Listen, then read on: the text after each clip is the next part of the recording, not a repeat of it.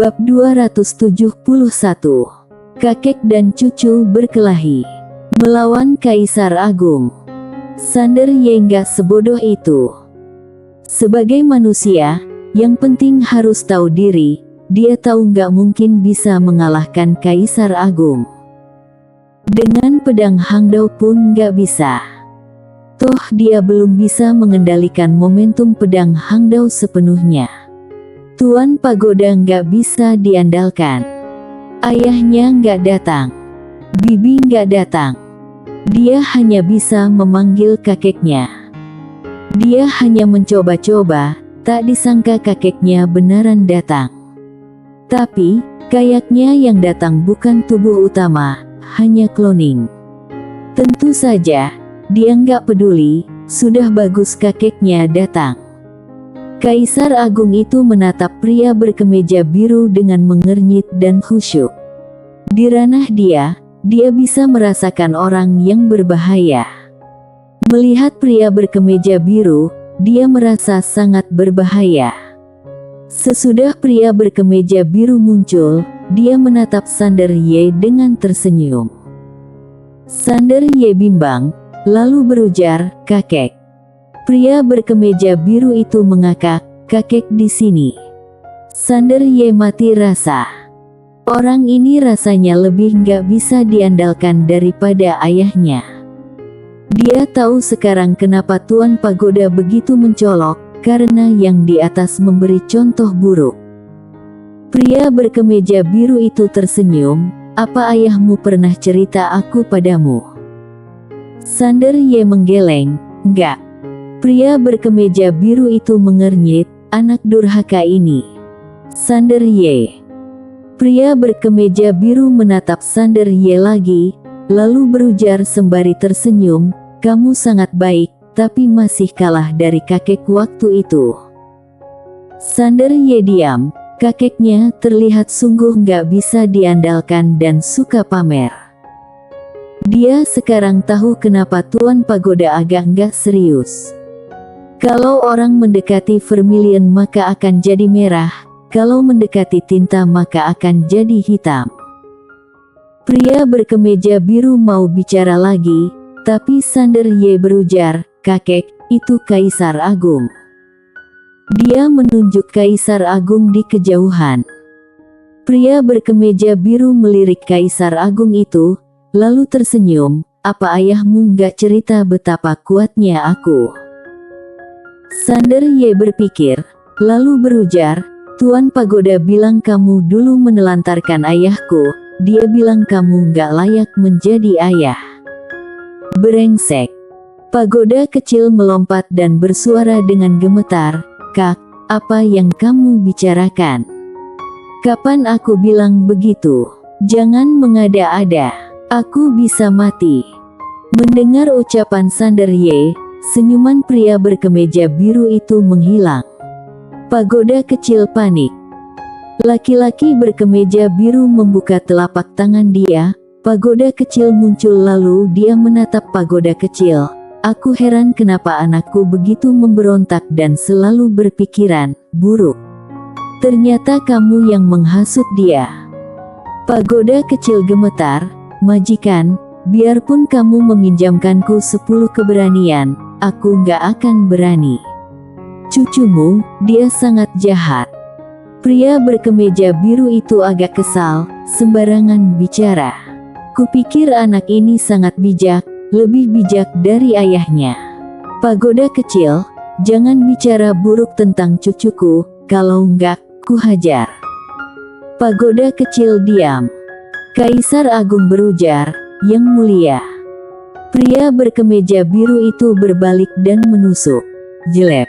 Kaisar Agung itu langsung terpaku diam. Semua orang ketakutan. Mata Sander Ye membelalak. Kaisar Agung. Apa Kaisar Agung barusan dipaku dengan satu pedang? Kakeknya sehebat itukah? Pria berkemeja biru menatap Kaisar Agung yang heran dengan kesal. "Kami lagi berbicara, kenapa kamu bawel?" Kaisar menatap pria berkemeja biru dengan ketakutan. "Satu pedang." Dia bahkan gak bereaksi dan sudah dipaku dengan pedang. Kekuatan macam apa ini? Dia itu Kaisar Agung. Kaisar Agung. Dia benaran bingung. Di alam semesta Guanxuan, selain master pedang dunia, ada master yang begitu mengerikan. Master alam semesta nyata di sekitar juga ketakutan.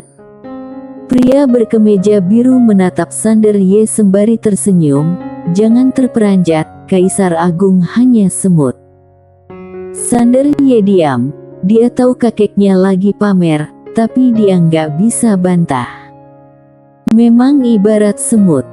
Pria berkemeja biru melihat pedang Hangdao di tangan Sander Ye. Sander Ye tersenyum. Ini pedang Hangdao, sangat kuat. Pria berkemeja biru berujar, apa kuatnya? Itu hanya pedang gel. Pedang Hangdao bergetar.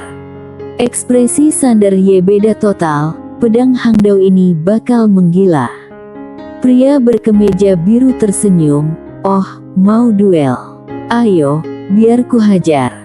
Pedang Hangdao nggak berbicara dan langsung bersembunyi di tubuh Sander Ye. Pria ini nggak tahu malu. Dia bisa menindas pedang dengan kekuatan dia sebagai senior, jadi dia lebih baik menghindari masalah dulu. Melihat pedang Hangdao bersembunyi, Sander Ye tercengang. Ini pertama kalinya dia melihat pedang Hangdao menciut. Kayaknya kakeknya lebih kuat dari perkiraannya. Sander Ye memutar mata, dia harus menjilat. Dia harus membiarkan kakek berlaga dengan nyaman. Memikirkan hal ini, Sander Ye mendadak terkejut. Kakek, itu Kaisar Agung, kakek beneran membunuh dia seketika.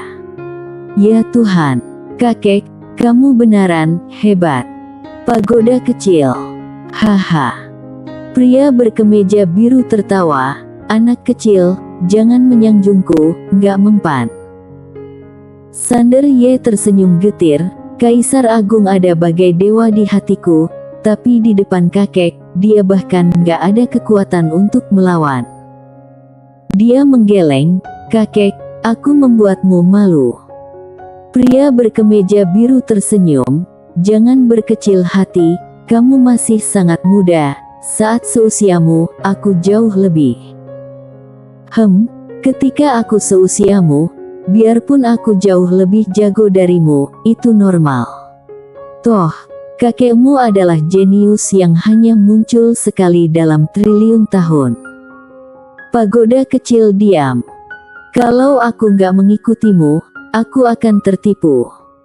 Sejujurnya, di antara 3 generasi keluarga yang paling berbakat adalah Sander Ye.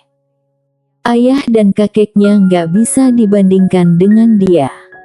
Apalagi, master pedang berbaju biru nggak begitu sengsara, nggak diburu dan dipukuli setiap hari. Kepala pun hampir melayang. Mendengar ucapan pria berkemeja biru, Sander Ye bimbang, lalu berujar, kakek, aku penasaran. Master yang tiada taraf seperti kakak seharusnya terkenal. Kenapa aku belum pernah dengar?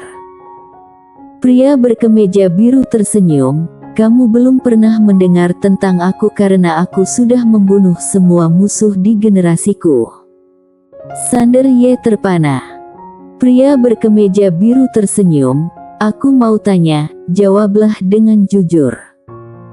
Sander Ye mengangguk, tanyakan saja. Pria berkemeja biru itu terkekeh. Kamu barusan bilang mulai dari kamu, semua keturunanmu akan diberi marga yang. Sepertinya kamu tahu masalah antara aku dan ayahmu.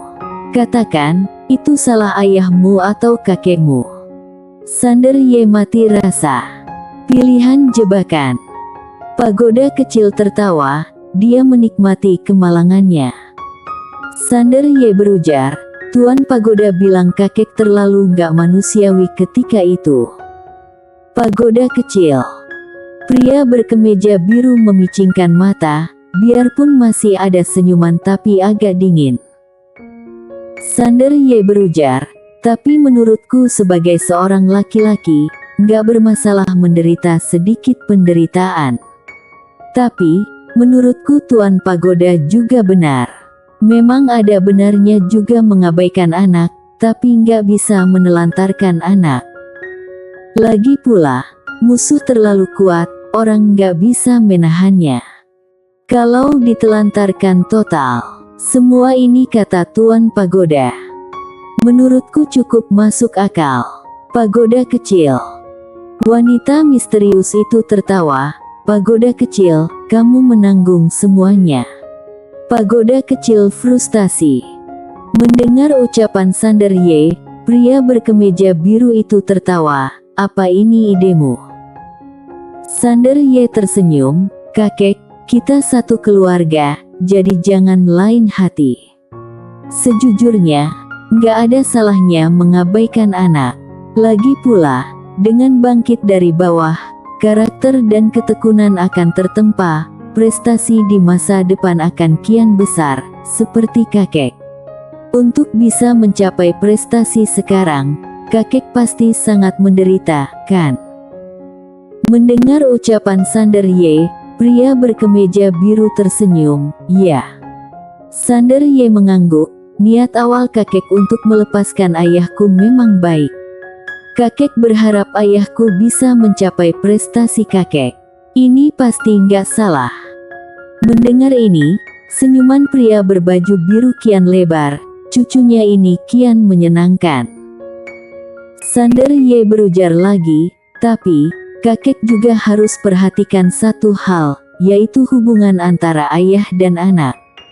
Kakek jarang berkumpul dengan ayah untuk berbicara dari hati ke hati seperti kita sekarang, kan? Pria berkemeja biru itu diam. Sander Ye berujar lagi, sebenarnya, menurutku ayahku nggak pernah menyalahkan kakek karena mengabaikan dia. Yang dia salahkan adalah dia nggak pernah merasakan cinta ayahnya sejak kecil. Inilah yang dia pedulikan. Ayahku pasti melewati berbagai kesulitan sepanjang jalan, kan? Dia tentu saja nggak takut kesulitan, tapi kakek nggak pernah menemani dia. Dia ragu lalu bertanya, apakah kakek juga diabaikan orang tua? Pria berkemeja biru itu mengangguk. Sander Ye langsung diam. Apa keluarga mereka begitu maniak? Sander Ye berpikir, lalu berujar, tapi menurutku mendampingi adalah hal terpenting. Sebelumnya, aku belum pernah mengenal kakek, jadi aku nggak ada perasaan sama sekali. Aku berpikir itu hanya sebuah gelar. Tapi ketika aku dalam kesulitan, kakek membantuku, itu membuatku merasakan kasih sayang keluarga. Jadi, kakek bukan lagi sebuah gelar, tapi semacam kasih sayang keluarga. Darah lebih kental dari air. Jadi, kupikir kita bisa lebih sering interaksi. Kakek, bisakah kamu berikan cara kontak kamu? Pagoda kecil. Suara misterius. Pria berkemeja biru juga tercengang. Dia terharu di bagian depan, tapi kian didengar kian merasa ada yang nggak beres.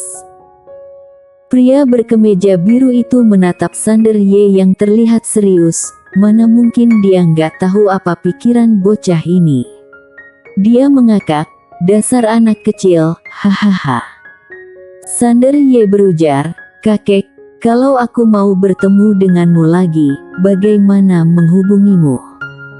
Dia sudah nggak peduli. Buset, dia nggak bisa nggak cari pendukung.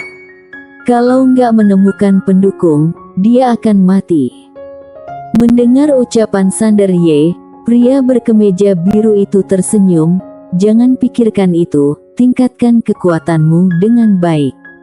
Adapun hal lainnya, jangan cemas, toh juga itu cucuku. Mana mungkin aku membiarkan orang lain menindasmu. Sander Ye diam, dia nggak terima, dan mau bertanya lagi, tapi pria berkemeja biru menunjuk, lalu seberkas sinar pedang meresap ke tengah alisnya. Informasi dalam jumlah nggak terbatas mengalir ke lautan kesadaran dia. Sander Y terkejut, apa ini? Pria berkemeja biru tersenyum, teknik pedang yang cocok untuk kamu latih. Teknik pedang. Mata Sander Y tertutup. Jurus menebas langit menghunus pedang. Pria berkemeja biru berujar, aku pergi. Sander Y segera berujar, kakek, tunggu, ayo ngobrol lagi. Dia menarik pria berkemeja biru menghampiri aula dewa nyata di kejauhan. Bersambung.